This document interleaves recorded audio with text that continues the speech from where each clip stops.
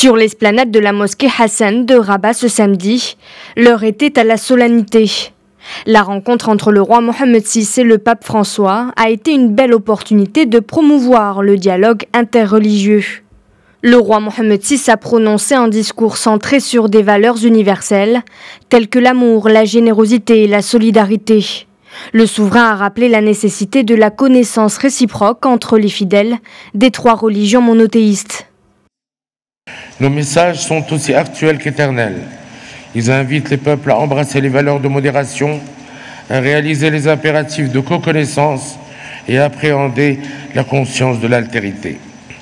Ce faisant, nous délivrons, votre sainteté, une parole commune entre nous et vous. Cette parole n'est pas un accommodement étriqué et réducteur. Cette parole, nous la concevons, nous la vivons comme un message commun, un message que des musulmans, des chrétiens et des juifs adressent à l'humanité tout entière. Des mots empreints d'humanisme confirmés par le pape François dans une longue allocution. Le souverain pontife a saisi l'occasion de cette visite au Maroc, pont naturel entre l'Afrique et l'Europe, pour redire la nécessité d'unir les efforts et donner une nouvelle impulsion à la solidarité entre les peuples. Le pape a surtout cité le Maroc comme un modèle mondial sur la question migratoire.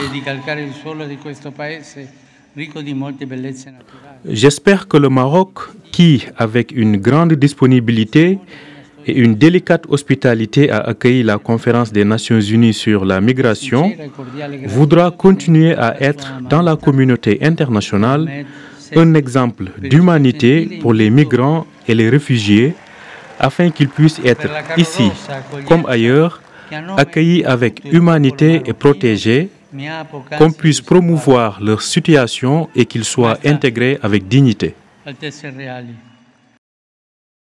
Le pape François a aussi salué la création de l'Institut œcuménique de Rabat en 2012, installation qu'il perçoit comme annonciateur d'un dialogue plus étroit entre l'islam et les autres religions.